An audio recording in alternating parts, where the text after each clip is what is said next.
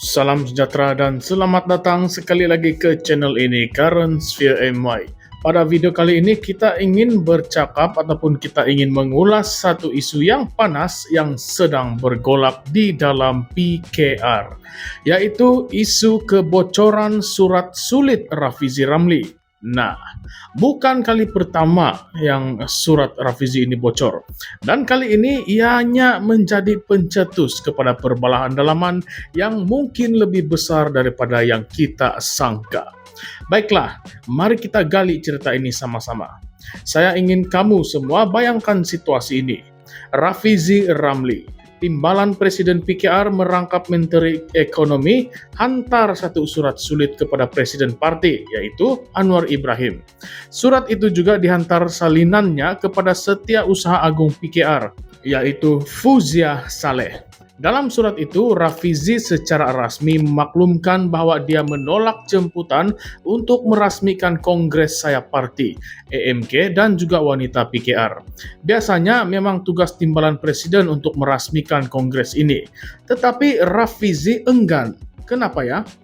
Sebelum kita sampai ke jawaban, yang menariknya surat itu yang kononnya sulit, bocor pula. Bukan setakat isi surat tersebar, tetapi keseluruhan kandungan surat itu muncul di media. Bila sudah jadi macam ni, Rafizi terus melenting. Dalam program Jelajah Hiruk di Ipoh, dia persoalkan siapa sebenarnya yang membocorkan surat tersebut. Katanya surat itu dia hanya tujukan kepada dua individu sahaja, yaitu Anwar dan Fauziah. Tetapi boleh pula bocor. Siapakah dalang dia? Yang bestnya, Fauziah pula kata surat itu bukan dihantar kepada dia dan presiden sahaja. Dia mendakwa surat itu juga dihantar kepada pemuda PKR, Adam Adli. Ketua pemuda PKR sendiri sahkan memang dia ada terima surat itu. Jadi persoalan mulalah timbul. Betulkah Rafizi tidak tahu surat itu dihantar kepada orang lain juga? Atau ini adalah permainan persepsi semata-mata? Dalam nada yang agak sinis, Rafizi juga bandingkan situasi ini dengan apa yang berlaku pada tahun 2019. Masa itu pun surat sulit dia kepada Anwar bocor juga. Kamu ingat lagi kah isu kartel dan watak gelap dalam PKR? Ya, itu pun surat dari Rafizi. Dan kali ini dia kata dia sudah jangka yang benda ini akan menjadi bola tanggung. Siap sindir, dia memang tunggu bola macam ini untuk smash balik. Maknanya dia sudah sedia untuk berdepan dengan kritikan dan serangan dari dalam. Tetapi apa sebenarnya yang menyebabkan Rafizi enggan merasmikan Kongres EMK dan juga wanita? Katanya bukan sebab dia merajuk ataupun emosional, tetapi sebab dia kecewa dengan cara pelancaran jentera PRN Sabah diuruskan.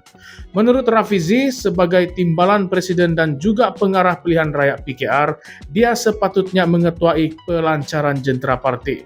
Apatah lagi untuk satu pilihan raya negeri yang penting macam di Sabah. Dia kata dalam struktur dan adab parti memang itu adalah tanggung jawab timbalan presiden. Tetapi tiba-tiba muncul poster pelancaran jentera yang menampilkan Nurul Izzah dan Amiruddin Syari. Rafizi pun apalagi terkejutlah dia. Sebab tidak pernah bincang pun di dalam mesyuarat biro politik ataupun majlis pimpinan pusat tentang acara itu. Dia juga maklumkan berdasarkan info yang dia dapat, Nurul Izzah hanya dijadwalkan berkempen di Sabah bukan untuk melancarkan jentera. Bayangkan, sebagai orang nomor 2 di dalam parti, Rafizi rasa dia dipintas, dicantas.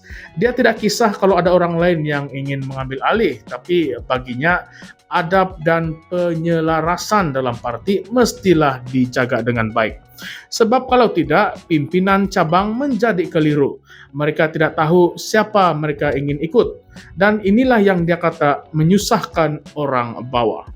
Tapi lebih menarik, bila 21 daripada 25 cabang PKR Sabah dilaporkan menyokong Nurul Izzah dan Amiruddin di dalam isu ini. Dan beberapa ahli parti pula mengkritik Rafizi. Kata yang dia ini tidak profesional. karena enggan hadir dan meresmikan Kongres Parti. Jadi sekarang ini kita nampak macam ada dua camp di dalam PKR. Satu camp yang condong kepada Rafizi dan satu lagi yang nampaknya sekarang semakin kuat berpihak kepada keluarga Anwar. Dan bila kita imbas balik sejarah, konflik dalaman ini bukan benda baru di dalam PKR. Isu kartel, isu kuasa, isu kedudukan, semua ini pernah meletup di dalam parti ini sebelum ini. Dulu masa pemilihan parti pun Rafizi dan Azmin Ali pernah bertembung hebat. Dan kita tahu bagaimana akhirnya Azmin keluar parti dan bersama dengan Bersatu. Sekarang ini persoalannya, adakah Rafizi bakal mengalami nasib yang sama? Adakah Rafizi sedang disisihkan secara perlahan-lahan dari struktur kuasa di dalam PKR? Kamu perasaankah yang sejak kebelakangan ini nama Rafizi agak tenggelam di dalam urusan strategi parti? Walhal dia sepatutnya memainkan peranan yang besar, lebih-lebih lagi di dalam menghadapi PRN Sabah. Dan jangan lupa, Rafizi ini bukanlah calang-calang. Dialah yang pernah gerakan Invoke, buat kajian data raya, bawa pendekatan politik berdasarkan statistik dan strategi sains data. Tetapi semua itu nampaknya tidak cukup untuk mengekalkan pengaruhnya dalam parti kalau tidak ada kuasa sebenar di belakang.